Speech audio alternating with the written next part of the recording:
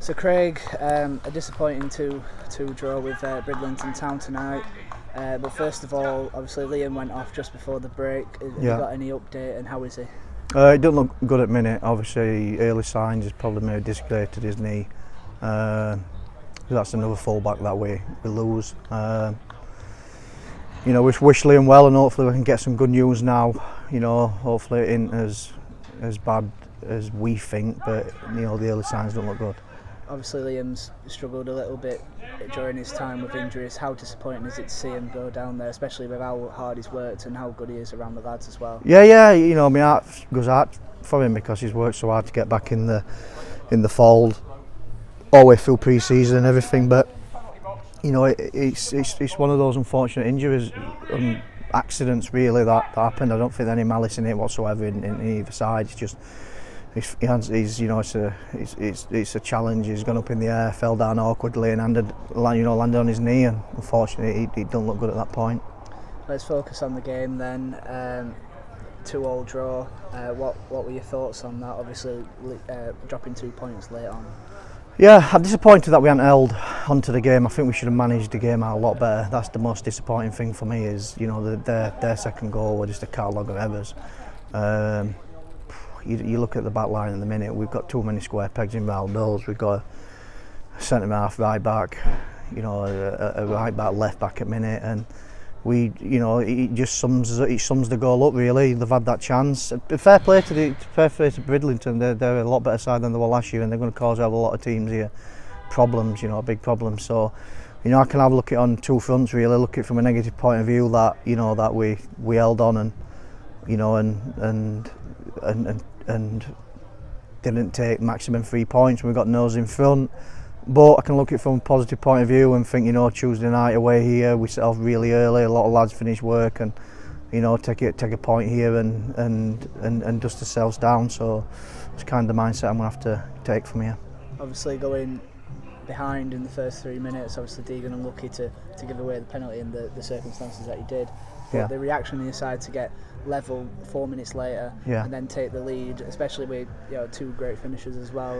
What were your thoughts on the reaction? Yeah, I thought the reaction were good. The reaction were good. To be honest with you, once we got ourselves in front, I was just happy to get us in at half time and regroup a little bit. Kind of just disappointing a little bit where we came out second half, but the first half, I don't think we deserved to be behind. If anything, I thought we deserved to be in front. But I don't think it was a penalty. But we can't cry over spilt milk. It is what it is, isn't it? And we have to move on from that. And like I said, take the point on the board, and we're on Saturday night, and away we go. I think we just got to learn to, for us,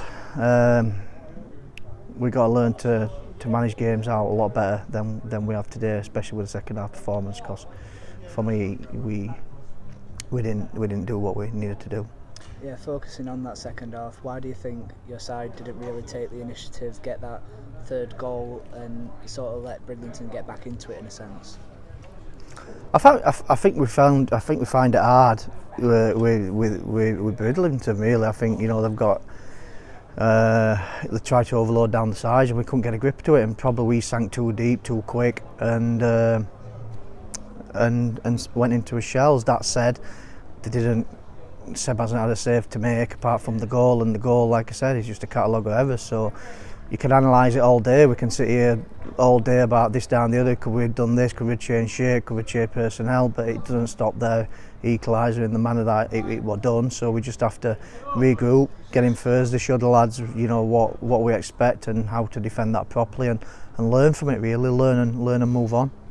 He got his first goal tonight, Paul Green, having him back for selection. How good has he been over the last 2 games, and obviously covering every blade of grass pretty much? Yeah, I thought Green did ever so well. When he's on the pitch, he's practically, like I said, a manager on the pitch for us in ways, leading things and doing things. I thought he took his goal really well, and everything that he did today, he probably deserved better in the result, in his performance. But that said, overall, like I said, coming away from here, I'm just happy we've got a point on the board, and we take it from there. Let's move on to Saturday's game. Dunstan, sort of a side that's been a little bit a thorn in our side. Obviously playing them 3 times last year and being on the losing side each time. What are you expecting from them on Saturday? A good side, you know, extremely good side. Like I said, there's no easy game in this league, and as I've said many a times, that it's going to be so tight. And Dunstan are going to be in mix, so we've got another side that's there and thereabouts. So we've got to ensure that we face the game properly, take it seriously on our side of things, and you know what?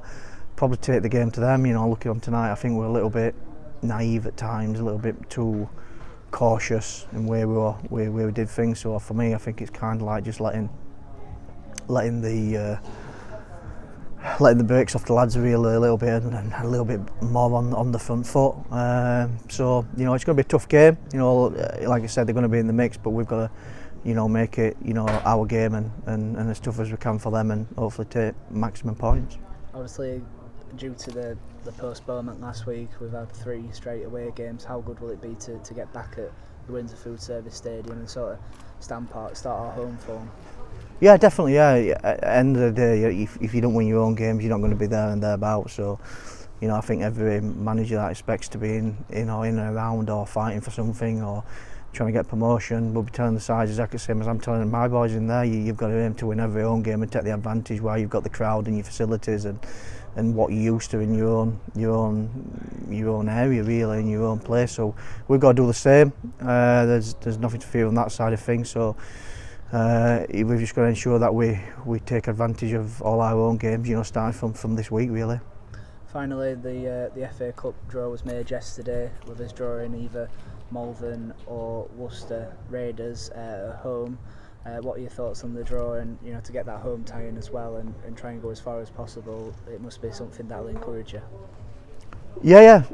Obviously, we'll see what the result will be. You know, and you know, it's obviously an FA Cup. Like I said last time, it's want to try and do as best as we can and go as far as we can. So you know, we're aware of the sides now.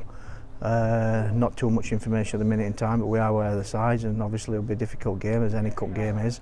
You know, it's pretty level when you're in any cup, because you know everyone wants in a knockout to give everything they've got in that one game. So, but you know, for me, it's I can't really think about that game at the minute in time. The next 2 league games are what I'm thinking about, and starting from Saturday, really making sure that we regroup, we're getting Thursday, and we pick the negatives and the positives out of this, and try and improve again, you know, going Saturday.